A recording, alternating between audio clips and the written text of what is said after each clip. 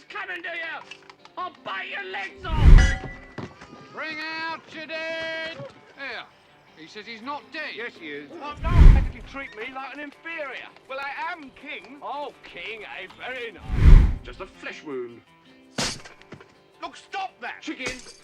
What are you going to do, please? Monty Python and the Holy Grail is not just a comedy film.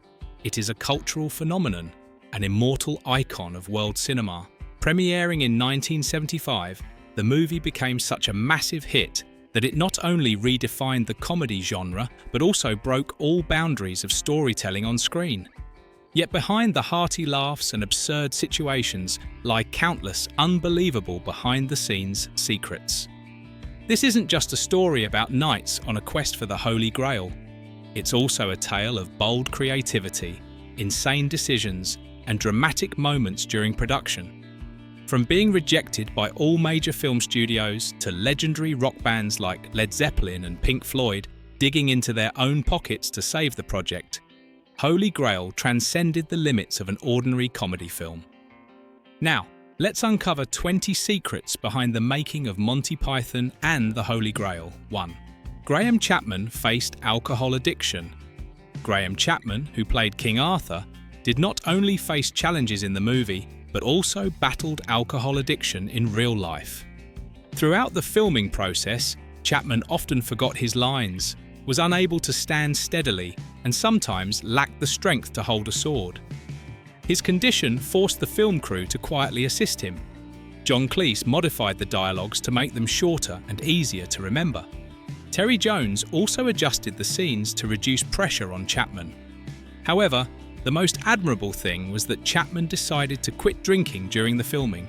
He endured the torment of alcohol cravings, the cold weather in Scotland, and the stress of his role, all at the same time. By the time the film was completed, Chapman not only delivered an outstanding performance as King Arthur, but also won his personal battle. He quit drinking entirely afterward, becoming a symbol not just on screen, but also in real life.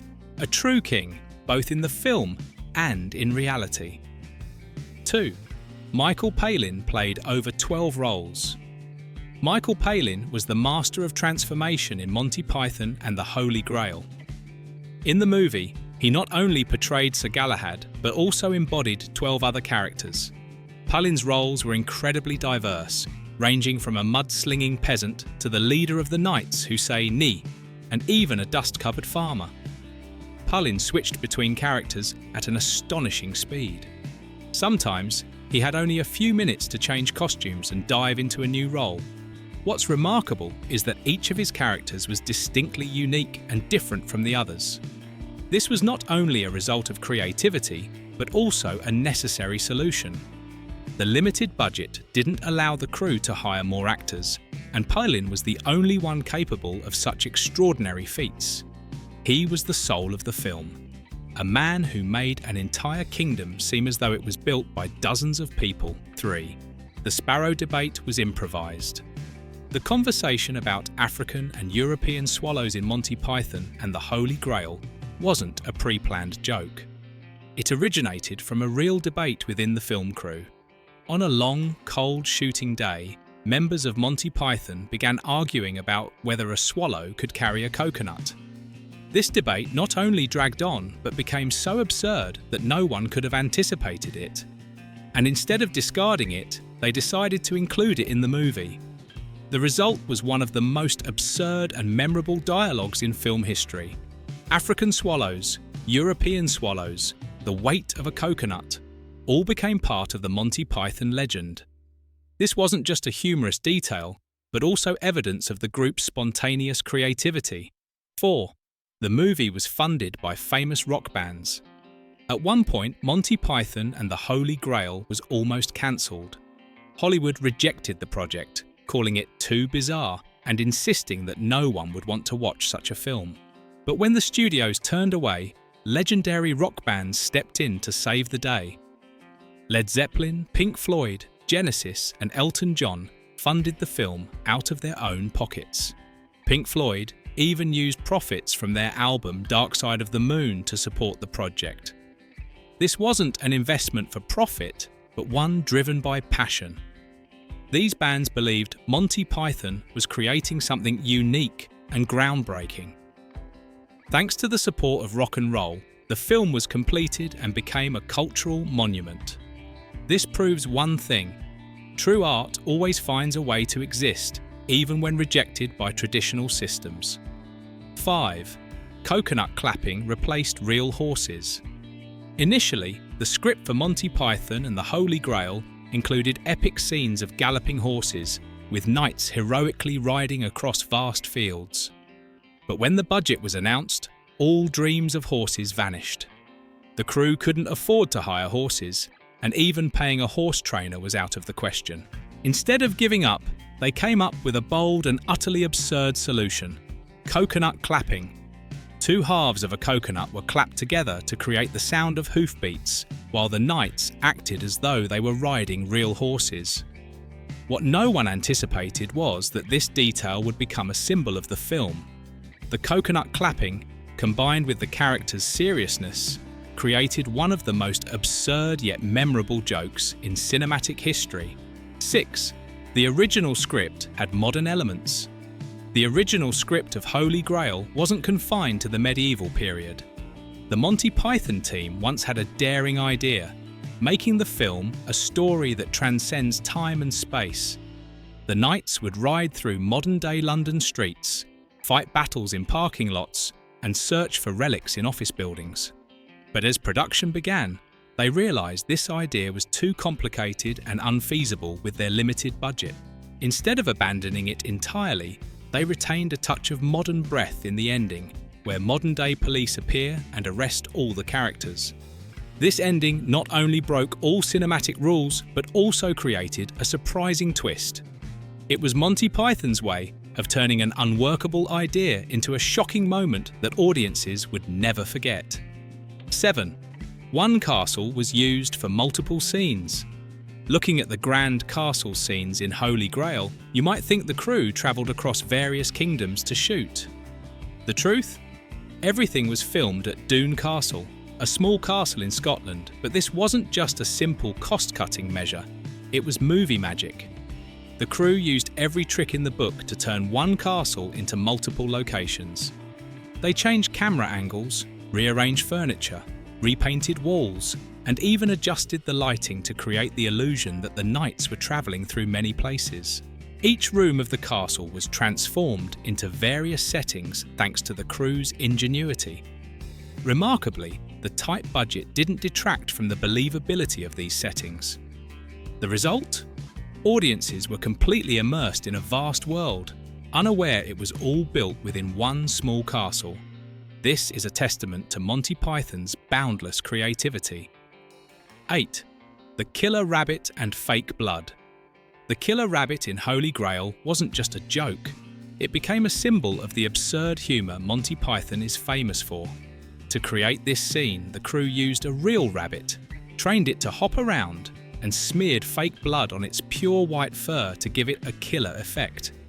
However, they forgot to inform the rabbit's owner in advance. When the owner received the rabbit back and saw its fur covered in red, she panicked, thinking it had been injured. In the film, this tiny rabbit became the terror of the knights, an enemy seemingly harmless but capable of slaughtering an entire army.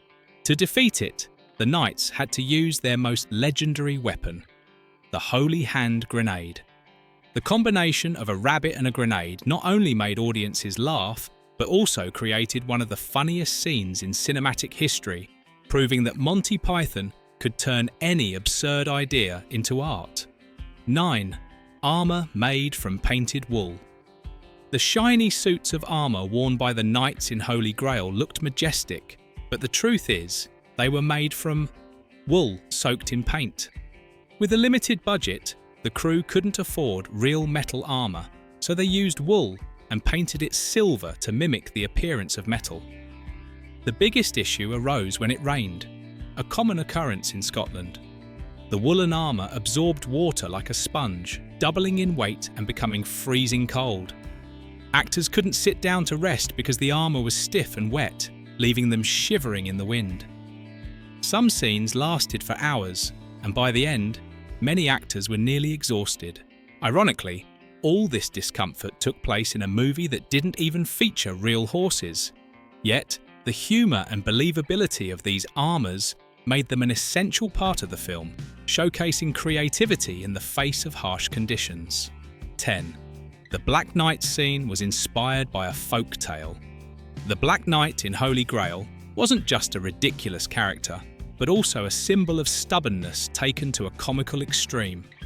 The idea for this scene came from a folk tale John Cleese once heard, about a warrior who refused to surrender despite being mortally wounded. But in Monty Python's hands, the tragic story was transformed into a bloody comedic masterpiece. As the Black Knight lost each arm, then each leg, he shouted lines like, "'Tis but a scratch!" The scene not only amused audiences, but also amazed them with its sheer absurdity. The Black Knight's refusal to surrender and his unyielding spirit became a symbol of Monty Python's unique humour. This is one of the most beloved scenes in the movie, proving that sometimes the most absurd ideas are the ones that endure forever. 11. The ending was written at the last minute. When filming Holy Grail began, the Monty Python team had no clear idea of how the movie would end. Even near the end of production, they were still struggling to come up with a conclusion that wouldn't increase the budget. During a tense meeting, they came up with a simple yet bizarre solution. Modern-day police would appear and arrest all the characters. This ending broke every cinematic rule, leaving audiences surprised and confused. No one knew what had just happened, but that was Monty Python's strength. They didn't need to explain. This ending not only saved costs, but also became a bold twist that left a lasting impression. It was Monty Python's way of showing that sometimes absurdity is all that's needed to create an unforgettable mark. 12. Elvis Presley was a huge fan of the film. No one would have guessed that the king of rock and roll, Elvis Presley, was a die-hard fan of Monty Python and the Holy Grail. Elvis often hosted private screenings of the film at his Graceland estate, where he reportedly watched it dozens of times. What made it special was Elvis's love for the absurd and nonsensical scenes, especially the Black Knight shouting, "It's just a flesh wound." This became a line Elvis frequently repeated to tease his friends and staff. In fact, many close to him said that whenever Elvis felt tired or stressed, he would watch the movie to laugh out loud.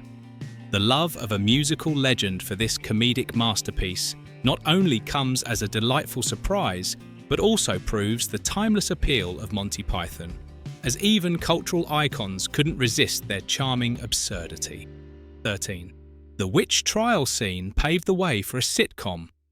The witch trial scene in the movie isn't just one of the funniest moments, but also a stepping stone for another legend. Connie Booth, who played the girl accused of being a witch, later collaborated with John Cleese, who played a knight, to create the iconic sitcom Fawlty Towers. The chemistry between the two in this scene sparked the idea for an entirely new comedy series. Booth and Cleese developed Fawlty Towers based on the dynamic they exhibited in Holy Grail. Interestingly, in the witch trial scene, Booth, despite her brief appearance, left a strong impression with her hilariously panicked performance when forced to confess. This wasn't just a humorous scene, but also the beginning of another brilliant career, proving that Monty Python didn't just create absurd stories, but also nurtured television legends. 14. The script broke conventions from the opening. Right from the opening, Monty Python and the Holy Grail shattered cinematic norms with its completely off-topic subtitles. The opening text told a nonsensical story about Swedish moose, and the crew even fired the subtitle team on screen. But this absurdity wasn't random. It was a direct parody of the heavy artistic films of director Ingmar Bergman, known for his philosophical and serious style. Monty Python drew inspiration from Bergman's works, like The Seventh Seal, but instead of paying homage, they turned everything into a joke. This quirky opening not only made audiences laugh, but also set the tone for the entire film: absurd, bold, and utterly unconcerned with traditional norms. 15. the movie saved Monty Python from bankruptcy. Before Holy Grail was released, the Monty Python group was on the brink of bankruptcy. Their previous projects, though beloved, didn't generate much profit. But with a budget of just $200,000, Holy Grail earned over $5 million worldwide, a massive figure at the time. This success not only saved the group from debt, but also paved the way for larger projects like Life of Brian and The Meaning of Life. Remarkably, the group didn't just profit from ticket sales, but also from merchandise. Copies of the script, posters, and even toys related to the film sold out quickly. Holy Grail wasn't just a comedy film, but a money machine that allowed Monty Python to continue creating and leave an indelible mark on cinematic history. 16. Extras in the film were tourists and students. The limited budget of Holy Grail meant the crew couldn't hire professional extras. Instead of giving up on crowd scenes, they invited tourists and local students to participate. The crew promised to pay them with a free lunch and the chance to appear on screen. Surprisingly, the offer attracted many volunteers. The crowd scenes in the film, from the group of peasants to the knights chanting "Knee," were filled with these amateur extras. Despite not being paid, they enthusiastically contributed, adding a sense of authenticity and sometimes even unexpected humour. This is yet another example of the crew's creativity, turning financial constraints into an opportunity to engage with the community, and of course, saving a lot of money. 17. The film premiered at the Cannes Film Festival. Despite being a wildly absurd comedy, Holy Grail had an impressive debut at the Cannes Film Festival, an event typically associated with serious, artistic films. When the movie was screened, audiences at Cannes were initially surprised, even bewildered by its absurdity. But soon, laughter spread throughout the theatre. Notably, the Monty Python team didn't attend the premiere in a traditional manner. They arrived dressed as knights, riding fake horses, complete with the signature coconut clapping sound, causing chaos right on the red carpet. This wasn't just a clever promotional stunt, but also a clear statement. They didn't care about the rigid rules of the film industry. Monty Python turned Cannes into their own stage, proving that even the most serious events couldn't resist their humour. 18. The name Monty Python has no meaning. The name Monty Python may sound meaningful, but in reality, it doesn't carry any significance or deeper meaning.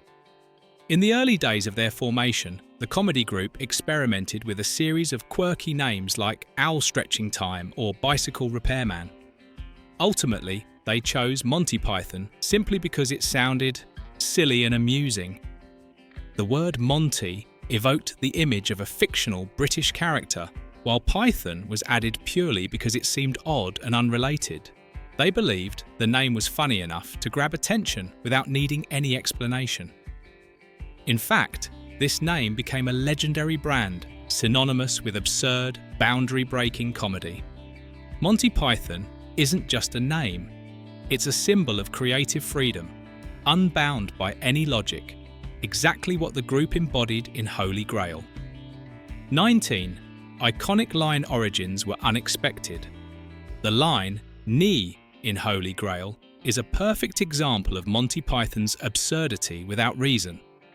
The knights who say "knee" are a group of completely nonsensical characters, yet they make audiences laugh hysterically. Interestingly, the line wasn't in the original script. During a discussion about the scenes, the Monty Python team realised they needed something utterly ridiculous to fill a dialogue gap. John Cleese suddenly blurted out "knee," and the entire crew burst into laughter. That was it. It went straight into the film without any further edits. What's surprising is that this impromptu joke became a cultural phenomenon. Even years later, fans continued shouting "knee" at gatherings and events, proving that when done right, absurdity can leave a lasting impact far beyond expectations. 20. The Broadway musical adaptation Spamalot. After Monty Python and the Holy Grail became a cultural phenomenon, no one expected it to be adapted into a hit Broadway musical called Spamalot. Eric Idle, one of the group's members, spearheaded the idea. Spamalot not only recreated iconic scenes from the film, but also introduced new, hilarious songs and creative elements. Initially, the other Monty Python members criticised the musical, accusing it of commercialising the original work. However, when Spamalot premiered, it was a massive success, winning the prestigious Tony Award and captivating global audiences. Interestingly, despite their initial objections, the Monty Python members still received a share of the profits. Spamalot wasn't just a tribute to Holy Grail, it proved that Monty Python's absurd ideas could transcend generations and thrive on both the screen and the stage. Don't forget to like, share and subscribe to support the channel. And of course, hit the notification bell so you won't miss any upcoming videos. See you all in the next one.